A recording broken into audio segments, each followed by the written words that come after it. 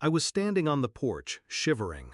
Snow clung to my coat, melting down my sleeves, but the cold wasn't what stung, it was her voice, my sister. She opened the door just wide enough for me to see the glow of the fireplace, the glint of silverware, the people who were supposed to be my family. Her eyes slid over me with practiced disgust. "We don't want you here," she said. Then she smirked. "Go ruin someone else's holiday." Behind her, laughter spilled across the table. My family, my blood. They didn't even pause. I forced a smile. Got it, and I walked away. What they didn't know was that I'd already planned for this. Family was supposed to mean something. That's what I used to believe. But I was always the outsider, the one with problems, the one who asked for help and got silence. When Mom was sick, I drove her to every appointment. My sister posted pictures with her at the hospital, as if she'd been there. My brother showed up only for the funeral, then bragged about how strong we all were in his eulogy. Dad, he just kept drinking. I thought Christmas would be different, a chance to come back to something human. But deep down, I knew. They'd been phasing me out for years, and tonight, they made it official. The shift. Most people would have cried on that porch. I didn't. I went to my car, sat in silence, watched the frost crawl across the windshield while my heart slowed into something sharper, colder.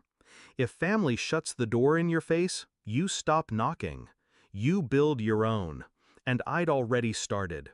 3 months earlier, I'd accepted a position with the very company my father's pension depended on, his lifeline, his pride. He didn't know. No one did. The CEO liked me, respected me, saw something in me my family never cared to notice. That night, while they passed turkey and wine, I sent one text. Just 5 words. "It's time. Pull the trigger." Execution. The move had been in motion for weeks. My father's department had been under review.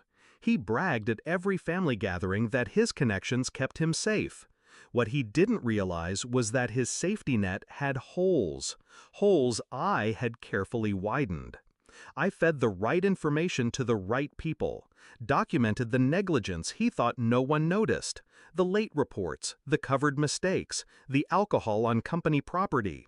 All neat, all undeniable. By Christmas morning, the papers were on the CEO's desk. By New Year's, Dad's 30 years of loyalty would be nothing but a severance check.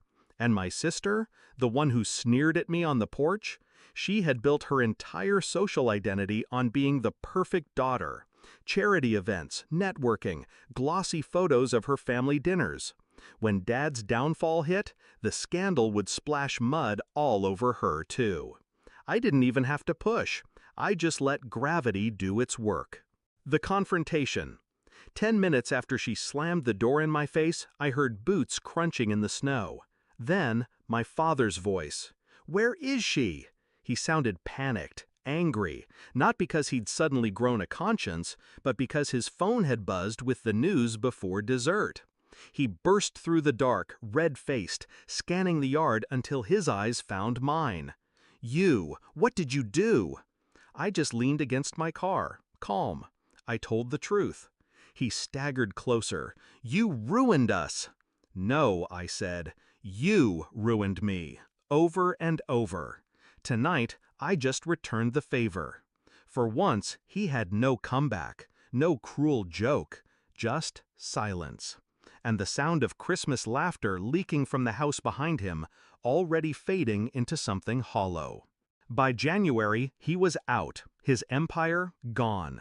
My sister's reputation cracked with it. Sponsors pulled out of her charity events. Friends stopped returning her calls. And me? I walked into the office every day with my head high. Not the black sheep anymore. Not the punchline. The irony is, I didn't do it to destroy them. Not really. I did it to free myself. Because the night they shut that door in my face, I finally understood. Family isn't who laughs at your expense. Family isn't who leaves you shivering outside. Family is who opens the door when no one else will. And sometimes, To find peace, you have to burn the house you were never welcome in. I didn't ruin Christmas. I ended their illusion. And for the first time in my life, I walked away warm.